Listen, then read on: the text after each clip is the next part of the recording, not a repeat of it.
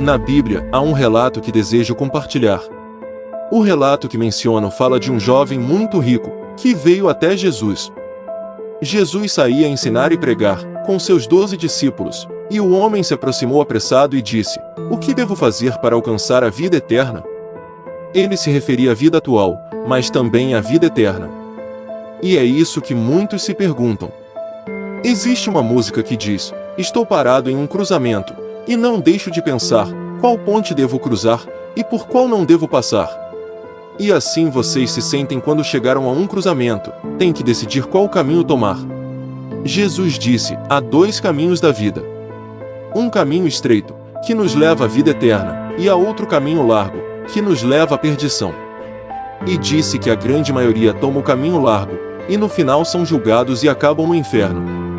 Talvez por isso vocês estejam vendo esse vídeo, não só pela música, nem pelas imagens. Vieram porque, no profundo do seu ser, há um lugar vazio que nem sequer você entendeu. Não estão seguros do propósito de suas vidas.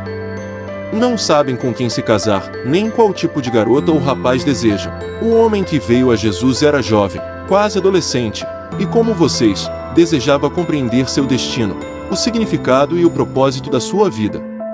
Sabia como lidar com os outros, e em vez de perguntar, já que era rico, em vez de perguntar quanto custava, ele se perguntou se precisava ou desejava. Ele buscava algo que nunca encontrava, e como muitos de vocês, é algo que não entendem muito bem, mas que lhes falta em suas vidas. Sentem um vazio, e não estão seguros sobre o que fazer a respeito. Talvez venham de um lar cristão, ou talvez venham de um lugar não cristão, talvez vão à igreja, ou talvez não, mas no fundo de vocês existe algo que ainda não puderam encontrar, e que desejam, embora não saibam o que é. Este jovem estava buscando a vida eterna. Não somente uma existência, mas sim uma vida. Talvez você tenha um carro, tudo vá bem nos estudos, no emprego, tem namorado ou namorada, mas no fundo da alma se perguntam se não existe outra coisa que ainda não encontraram. Este jovem buscava o seu propósito. Qual o propósito tem minha vida? E quanto a você, qual o seu propósito? Muitos dos que assistem se sentem só, ou talvez desorientados, ou ansiosos.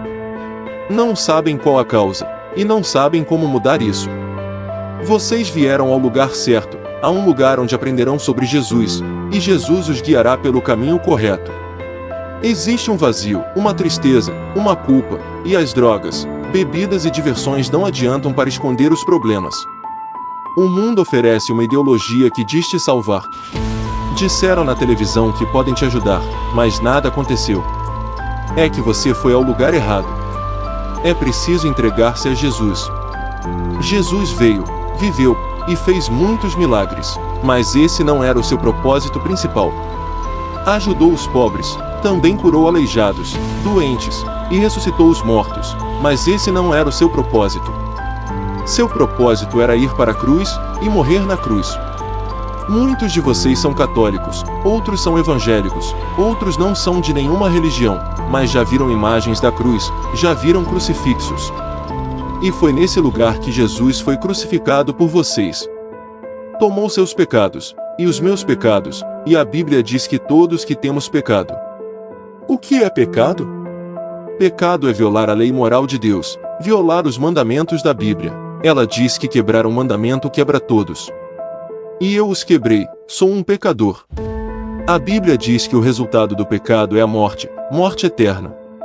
É terminar no inferno. É isso que eu mereço, eu pequei, violei as leis de Deus. Que necessito fazer? A Bíblia indica que devo me arrepender. O primeiro sermão de Jesus fala sobre o arrependimento. Que significa isso? Significa dar a volta, transformar sua mente, mudar a direção em que vamos. E ele disse: se você vier à minha cruz pela fé, eu perdoarei todos os seus pecados, eu te justificarei como se nunca houvesse pecado. Tudo será apagado, ficará no passado. Já não se falará mais no assunto, nem sequer Deus lembrará dos seus pecados. Já imaginou? É o que a Bíblia diz, Deus não pode se lembrar de suas faltas e pecados. O jovem falou com a pessoa certa, disse: o que devo fazer para ter a vida eterna? foi até a pessoa que entende os problemas, as dificuldades, as tentações que enfrentamos. Entende nossa dor, alegria, fracassos, dificuldades. Ele morreu na cruz, mas a Bíblia diz que ressuscitou, e que é o Cristo vivo. Ele vence o pecado, o inferno e a morte. O jovem veio com urgência até Jesus, correu até Jesus, e é possível que alguns de vocês, hoje, corram até Jesus e mudem suas vidas. O rapaz chegou em um bom momento, pois ainda era jovem. A Bíblia diz que com a idade, o coração se endurece, se torna duro e mais duro. Lembra-te do teu Criador nos dias da tua mocidade, diz a Bíblia. Muitos servos de Deus iniciaram suas vidas de fé quando eram jovens. José era jovem quando se tornou o primeiro-ministro do Egito, e um dos grandes homens da Bíblia, Moisés, era muito jovem quando rejeitou o trono do Egito. Era herdeiro do trono do império mais poderoso do mundo, e ele quis identificar-se com o povo de Deus, que era escravo. Davi era jovem quando matou um urso e um leão, com suas próprias mãos. Matou o Golias somente atirando uma pedra. Ele cuidava de ovelhas, e depois virou um grande rei. Esther era só uma jovem, quando baseada na firmeza da fé, arriscou sua vida para salvar o seu povo da destruição. Venham a Jesus agora mesmo, não deixem para amanhã. Outra hora, você diz: eu sou um membro de uma igreja, eu vou aos domingos. Jesus não fala disso. Você pode ser membro de todas as igrejas, mas não se prepara para encontrar-se com Deus. Ir à igreja não significa que seus pecados tenham sido perdoados. Jesus ensinou que ser membro de uma organização, ou ainda de uma igreja, não é a solução. A solução é Cristo em sua cruz, e ressuscitado dentre os mortos. E esse jovem disse: que devo fazer? Não se pode trabalhar pela vida eterna, Deus a dá por fé, pela graça. Graça é um favor não merecido, é algo que não se ganha, nem se merece. Deus oferece a sua graça, oferece o seu perdão. Jesus disse: mas há um preço, há um custo se você quer vir a mim. Deve abandonar todas as posses, e dar tudo que não necessite para os pobres. Depois, venha e siga-me. Deus te ama, Cristo te ama. Ele viu quando você ia nascer, ele viu toda a sua vida, e disse: não importa o que ele ou ela façam, eu os amarei. Por isso ele se deixou crucificar, porque ele ama você. Ele não ama as pessoas pela cor da sua pele, pelo lugar onde vivem, ou por seu estudo. Ele ama porque você é um ser humano criado à sua imagem, e é potencialmente um filho perante Deus. Todos somos iguais diante de Deus. Deus não olha a cor da nossa pele. E chegamos na cruz, e ao chegarmos na cruz somos iguais. Ele não olha e diz: você é africano, brasileiro, oriental. Jesus olha para você e diz: eu amo você. Eu amo você. Alguma vez você realmente abriu o seu coração para Jesus, ou faltou uma parte? Não sabe o que fazer? Se sente perdido? Em um livro sobre a geração X, o autor fala de paralisia por opção. É a tendência de não tomar uma decisão. Quando temos muitas opções, há tantas opções que não tomamos a decisão. Mas você tem que escolher. Se você não aceitar Cristo, talvez jamais apareça outra oportunidade como agora.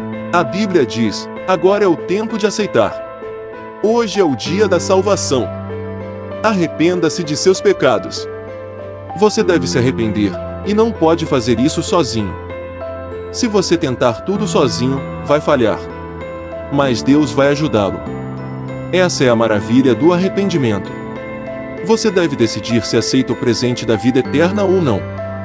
Se irá repetir o erro do jovem rico que não seguiu a Jesus, e foi embora com tristeza.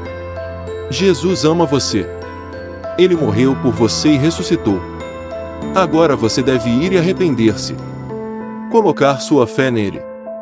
Nesse momento, vou pedir que faça algo que mudará sua vida, e lhe dará uma esperança que agora não tem. Talvez nunca mais tenha outro momento como este. Jesus está chamando você, e se confessarmos com a nossa boca que Jesus é o Senhor, e acreditarmos em nossos corações que Deus se levantou dos mortos, seremos salvos. Mas a todos que o receberam, deu-lhes a graça de serem feitos filhos de Deus, a saber, a todos os que acreditam em seu nome. A palavra crer também implica compromisso. Você compromete a sua vida a Cristo? Aceite Jesus como seu Senhor e Salvador. Hoje é o dia certo.